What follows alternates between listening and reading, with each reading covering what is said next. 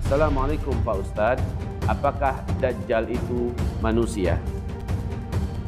Jawabannya, sebenarnya yang rajin mengikuti kajian-kajian akhir zaman, baik bersama saya, bersama guru-guru kita yang mengkaji tentang akhir zaman,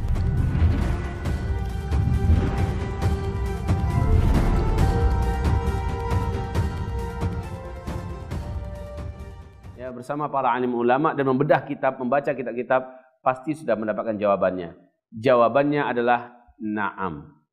Dajjal itu adalah min bani Adam. Dia adalah di antara keturunan Nabi Adam alaihissalam.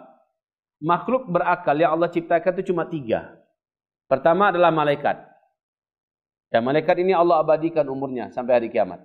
Yang kedua adalah bangsa jin. Sebelum manusia diciptakan, terlebih dahulu yang Allah ciptakan adalah bangsa jin. Ini makhluk berakal. Dan mereka juga diberikan segala kewajiban yang Allah berikan pada manusia. Kemudian makhluk ketiga yang berakal adalah manusia. Ya, jin dan manusia punya jangka batas umur. Tetapi ada satu bangsa jin, satu makhluk dari bangsa jin yang Allah panjangkan umurnya, yaitu adalah iblis. Dan ada satu makhluk dari bangsa manusia yang juga jahatnya luar biasa, cuma hanya satu orang, dia Allah panjangkan umurnya semenjak dia hidup sampai nanti hari kiamat, dia adalah Dajjal. Nah, saudara-saudaraku, Dajjal ini ada yang mengisukan yang isu-isu yang menyesatkan. Dia tinggi, lebih tinggi daripada gunung. Ya, suaranya bila dia berbicara di timur, orang di barat mampu mendengarkan suaranya. Ini adalah sebuah kebohongan yang nyata. Ya, apabila dia masukkan kakinya ke dalam laut yang dalam, hanya sebatas mata kakinya saja. Luar biasa pembodohan dan kebohongan ini. Apabila dia mengencingi satu kota, langsung banjir kota itu dengan kencingnya. Ini juga sebuah kebodohan dan pembohongan yang keterlaluan. Waktu saya kecil-kecil dulu memang begitu yang disampaikan. Dan matanya satu di kening. Saya sampaikan apa yang telah dikatakan Rasulullah SAW dalam hadis yang mutawatir tentang Dajjal ini. Bahwa Dajjal itu, kata Rasulullah SAW, adalah keturunan Nabi Adam, bahkan tubuhnya sedikit lebih pendek atau lebih pendek sedikit daripada kamu. Tapi tubuhnya betul-betul sekal, ya, seperti hul, ya, seperti hul, sangat kekar dan sekal, tebal sekali dagingnya. Bahunya jauh jaraknya, bahu kanan dengan bahu kirinya, dadanya lebar, ya, full daging. Sementara rambutnya keribu, warna kulitnya gelap, tapi pucat seperti mayat. Dan kedua bola matanya menyembul keluar. Hanya saja mata yang sebelah kanan tertutup oleh daging kening yang menutupi matanya dan menempel ujung daging kening ini menempel di sebelah pipi kanannya dan sisanya bergelantungan seperti jengger ayam atau seperti dahak. Kedua kakinya ketika berjalan, ya, jempol kaki kanan, jempol kaki kirinya saling berdekatan dan kedua mata kakinya saling berjauhan. Tapi dia mampu menguasai seluruh jin dan syaitan. Dia menguasai seluruh jin dan syaitan. Iblis memerintahkan seluruh bangsa jin dan setan yang ada agar tunduk kepada apa yang diinginkan oleh Dajjal. Ya, sehingga kesaktian dan kekuatan Dajjal ini memang tidak pernah ada satupun makhluk di bumi ini yang bisa melakukan apa yang Dajjal lakukan. Makanya dia adalah fitnah terbesar untuk umat manusia. Saya rasa ini sudah terjawab, ya. Dan yang mampu melawan Dajjal hanyalah Nabi Isa alaihissalam. Dan dua-duanya diberi gelar dengan Al-Masih. Yang satu adalah Al-Masih Ad-Dajjal, yang satu lagi Al-Masih Isa alaihissalam. Bedanya Al-Masih Dajjal, dia mampu menghilangkan iman di dada orang, sementara Nabi Isa mampu menghilangkan kekafiran di muka bumi ini. Dan sumber biang yang menyebabkan orang kafir itu Dajjal, hanyalah Isa yang mampu menghapusnya dari muka bumi, artinya membunuhnya. Saudara-saudaraku, terjawab yang pertama. Kemudian pertanyaan yang kedua. Ustadz, bagaimana cara membaca surat Al-Kahfi nanti ketika Dajjal sudah keluar? Bacanya 1 sampai 10 atau tidak berhenti ketika Dajjal keluar, Ustaz? Baca terus 1-10, lalu baca lagi 1-10, baca lagi 1-10, ya? Atau dibaca satu kali saja ketika Dajjal keluar? Jawabannya adalah yang dijawab oleh Nabi Muhammad SAW. Kita diperintahkan untuk menghafalnya terlebih dahulu. Lalu bacalah ya selancar kita membaca Al-Fatihah. Sehingga kita kapanpun baru terbangun langsung disuruh orang baca. Kita langsung bisa membaca tanpa mikir lagi. Saking selancarnya kita baca Al-Fatihah. Setelah itu, saudaraku, Bila nanti kita tertangkap oleh antek-antek Dajjal yang ada di kota kita, seumpamanya Dajjal sudah masuk ke dalam kota kita, orang-orang sudah berduyun-duyun menuju Dajjal, dan kita proses menuju persembunyian, itu rumah-rumah kita masing-masing. Tapi tak sempat, belum lagi kita sembunyi, sudah kita ketahuan dan ketangkap oleh tentara-tentara Dajjal atau antek-antek Dajjal, kaki tangan Dajjal, kita dipaksa untuk bertemu dengan Dajjal. Nah, semenjak kita ketangkap oleh antek-antek Dajjal itu, kita mulai membaca itu. Nanti pas kita sudah melihat Dajjal, walaupun masih dari kejauhan, baca ini. Selesai ayat 1 sampai 10, ulang balik baca. Kalau hafalnya cuma dari ayat 100 sampai 110, berarti dari ayat 100 sampai 110 dibaca. Ulang terus sampai Dajjal melihat kita dan kita melihat Dajjal, di mana sihir Dajjal dan semua kekuatan dan kejahatan Dajjal takkan tembus kepada kita. Kenapa tak tembus? Karena kita sudah ada iman, kita sudah ada ilmu tentang Dajjal, dan kita sudah membaca 10 ayat dari surah Al-Kahfi ini. Gitu. Ya. Jadi membacanya terus menerus, tidak berhenti sampai kita didebat oleh Dajjal. Siapa saya? Ya. Dajjal meminta agar dia disembah. Katakan kepadanya, engkau adalah Dajjal. Yang saya sembah hanyalah Allah. Ya, bacalah ini. Dan seterusnya. Semoga Allah lindungi kita. Semoga kita tidak tertangkap oleh kaki tangannya Dajjal. Dan semoga kita mampu bersembunyi sebelum Dajjal masuk ke kota kita. Ya. Pertanyaan berikutnya. Ya Ustaz, saya ingin bertanya. Apakah ketika Ya'juj dan Ma'juj nanti muncul, umat Islam masih ada tidak? Atau yang tersisa hidup di muka bumi ini hanyalah orang-orang kafir saja? Itulah saja yang ingin saya tanyakan, Ustaz. Terima kasih banyak. Jawabannya adalah, orang Islam ketika Ya'juj dan Ma'juj itu muncul nanti, ya tentu saja masih ada banyak orang Islam saat itu.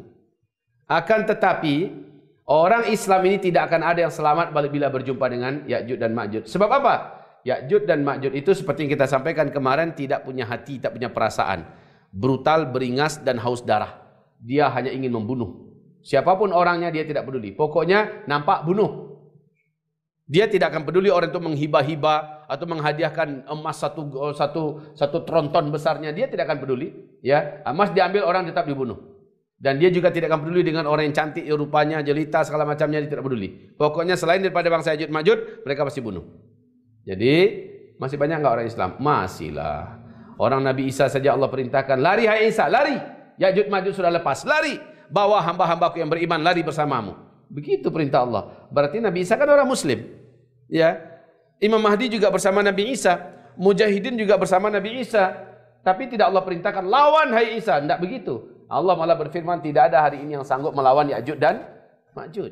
Begitu ya. Tidak ada hari ini yang sanggup melawan Ya'juj dan Ma'juj. Lalu apa yang bisa mematikan Ya'juj dan Ma'juj? Yang bisa mematikan Ya'juj dan Ma'juj hanyalah doanya Nabi Isa kepada Allah di atas gunung Tursina. Ya, Nabi Isa angkat tangan tinggi-tinggi nanti. Demikian Rasulullah menceritakan, dan Nabi Isa berkata, "Ya Allah, bumi ini telah dipenuhi oleh manusia yang paling durjana. Dan tidak ada kekuatan yang mampu melawan mereka kecuali hanyalah Engkau, ya Allah. Turunkan kuasamu, musnahkan mereka semua, ya Allah." Langsung Allah turunkan wabah yang paling ganas semenjak bumi ini pernah ada.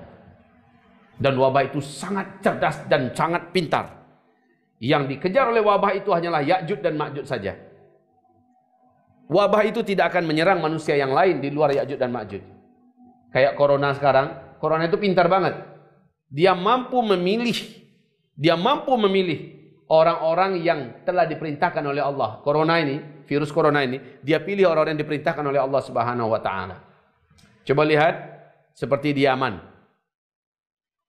Coba lihat seperti di Israel, di Palestina. Sampai hari ini di Palestina yang terdengar yang baru meninggal dunia dari orang muslim baru 2 orang. Itu pun orang yang baru kembali dari tempat bekerja dengan Israel. Nah, jadi yang lain-lain kenapa? Sementara Israel sudah belasan ribu terkena dan sudah sekian yang mati. Tapi orang-orang muslim bagaimana? Baik saudaraku, kita lihat bagaimana wabah yang akan menimpa dan mengenai Ya'juj dan Ma'juj ini nanti. Memang wabah yang sangat killer, sangat mematikan, ya sangat cepat kerjanya. Wabah itu datang di petang hari, besok pagi seluruh Ya'juj dan Ma'juj satu muka bumi sudah mati serentak. Mereka sudah jadi bangkai yang busuk dan mengerikan. Ya, jadi Ya'juj Ma'juj hanya mati dengan doanya Nabi Isa alaihissalam. Pertanyaan berikutnya. Assalamualaikum Ustaz. Melihat hal yang tidak baik di dalam bulan Ramadan, apakah bisa membatalkan puasa? Apa dulu yang dilihat? Kalau yang dilihat, kalimatnya sini melihat ya. Melihat berarti menyengaja. Kecuali kalau terlihat. Kecuali kalau terlihat. Kalau melihat berarti menyengaja. Dengan sengaja buka handphone, ya, nampak melintas foto nona-nona yang tidak senonoh pakaiannya. Dengan sengaja kita zoom, kita perbesar, kita lihat, itu melihat namanya. Ya, kita lihat bahkan diklik, mau melihat selengkapnya, klik sehingga nampak lagi di balik semua itu. Wah, ini jelas ini orang.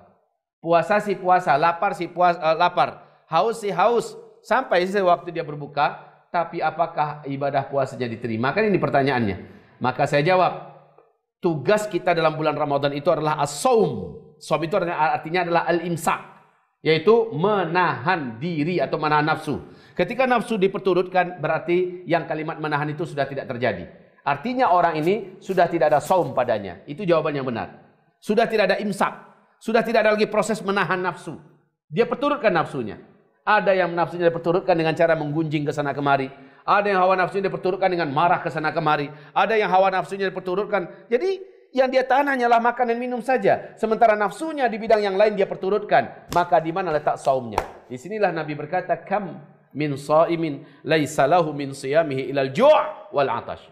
Berapa banyak orang-orang yang saum, dia tidak mendapatkan apa-apa daripada saumnya kecuali hanya lapar dan haus. Sebab nafsunya tetap lepas kendali. Nafsunya tetap dia perturutkan, dia ikuti. Padahal kata Rasulullah, in syatamahu ahad, kalau ada seseorang ngajaknya berantem, ngajak dia kelahi, ya, dia berkata ana shaim.